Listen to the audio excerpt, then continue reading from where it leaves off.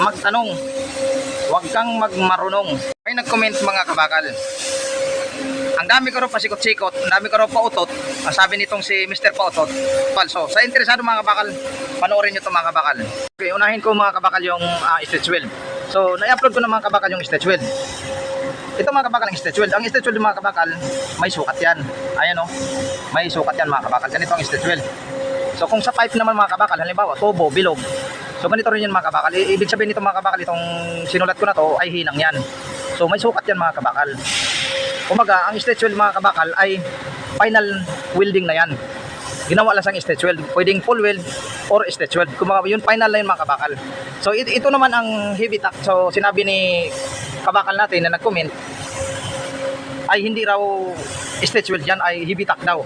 So, ito mga kabakal. Ito ang heavy tack. Ito. Ganito. Ayan mga kabakal oh.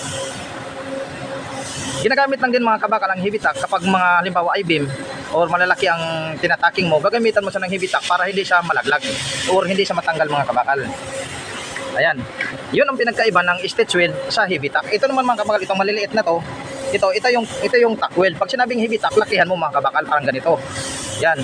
O ito, dagdagan mo to, heavy tack mo, lakihan mo yung tacking mo mga kabakal. Yun ang heavy tack. Ito mga kabakal. Itong malalaki nito sa dulo. Yan. Heavy tack yan. So ito naman ang staggered mga kabakal.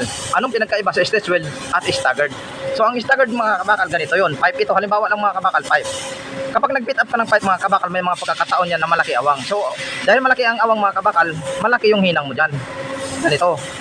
Or malaki, mahaba. Kaya mahaba yung hinang mo yan mga kabakal. Kasi may malaki ang awang. So pagdating dito sa kabila, maliit lang yung awang. So maliit lang din yung tacking mo dyan or welding mo dyan. So dito naman mga kabakal, malaki konti yung awang. Dahil pinipit up mo nga, malaki naman yung hinang mo dyan mga kabakal. Ito maliit lang konti na naman.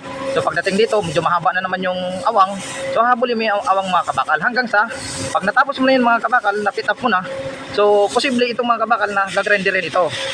Kasi nadikit na, na-fit up mo na. So pagkatapos yun mga kabakal, ito yung tinatawag na staggered. Pagkatapos yan mga kabakal, yun na yung pag nag-grinder na to, nalinis na, yun na yung i-apply na yung stretch weld. Kung ganito ba yung pagkahinang mo or full weld yan pagkahinang mo mga kabakal. Ganyan. So yun ang pinakaiba ng staggered sa stretch weld. Ibig sabihin mga kabakal, ang stretch weld ay ginagawa yan yung kumbaga tapos na yung welding. Ang staggered mga kabakal, ginagawa yan habang pinipit up pa. So kaya nga kung sa Tagalog pa, staggered mga kabakal, pasuray-suray yung ano mo, hindi sa uniform. Magkalayo kabakal. Parang ganito kabakal oh. Ito, nandito, may welding dito, may welding dito, may welding din dito, may welding dito.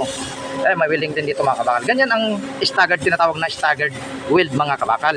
So magkaiba yan dito sa stretch weld. Ayan, may sukat yan mga kabakal. Kung makikita mo sa drawing, may in-upload ako niyan, may sukat yan mga kabakal.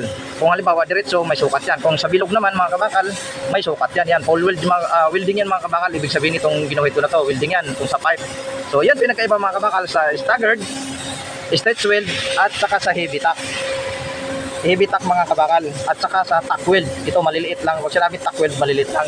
At saka mga kabakal, ang staggered stretch weld ay itong stretch weld mga kabakal ay ginagawa lang yan sa mga maninipis na bakal. Kadalasan yan makikita nyo sa maninipis para maiwasan ang pagbingkong mga kabakal or pagka-deform ng bakal na wini-welding nyo. Kaya ginamitan siya ng stretch weld, hindi sa pinol weld mga kabakal. So yun lang mga kabakal.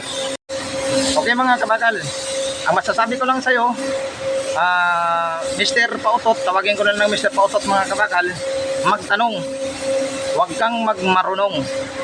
Sa halip na para mas matuto ka pa, magtanong ka, huwag kang magmarunong Mr. Pautot. Okay, good luck sa'yo. Good luck sa inyo mga kabakal, maraming salamat.